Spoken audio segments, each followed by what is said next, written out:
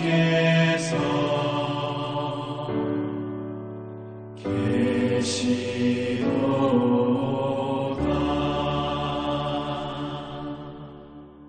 2022년 7월 24일 주일입니다.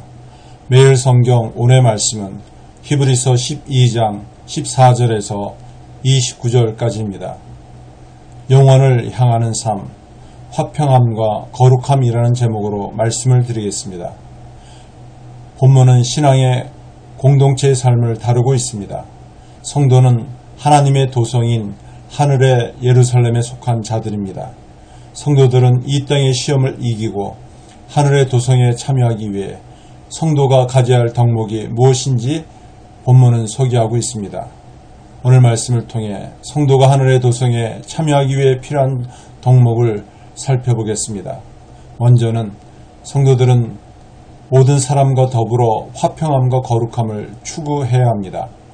교회 안에서 다양한 사람들이 있습니다. 서로 다르기 때문에 다툼과 갈등이 생길 수 있습니다.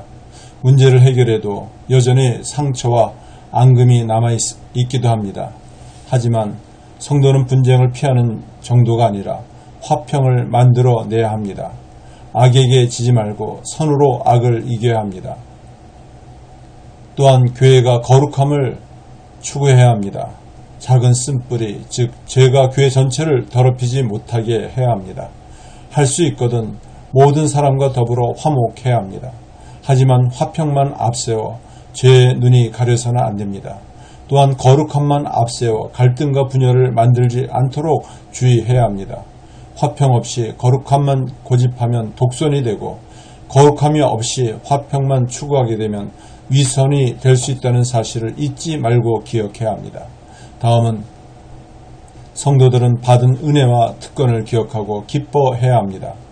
옛 언약 백성의 삶의 방식과 새 언약 백성의 삶의 방식을 본문은 소개하고 있습니다.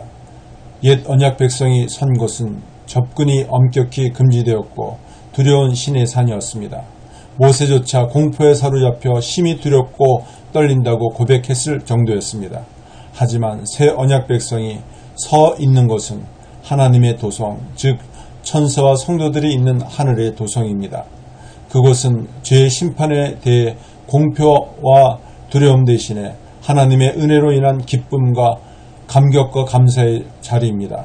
이처럼 성도들은 받은 은혜와 특권을 기억하고 새 언약 백성답게 살아야 합니다.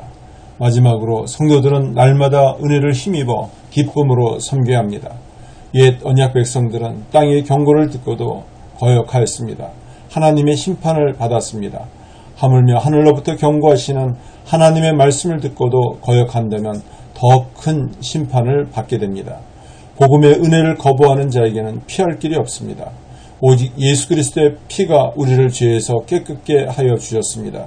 흔들리는 세상에서 우리의 믿음이 흔들리지 않기 위해서는 날마다 주의 은혜를 힘입어야 합니다.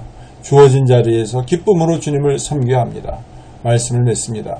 우리는 예수님을 통해 하나님의 자녀가 되었습니다. 흔들리는 세상에서 흔들리지 않는 하나님의 영원한 나라를 상속받았습니다. 그러므로 우리는 기쁨과 감사로 살아가야 합니다.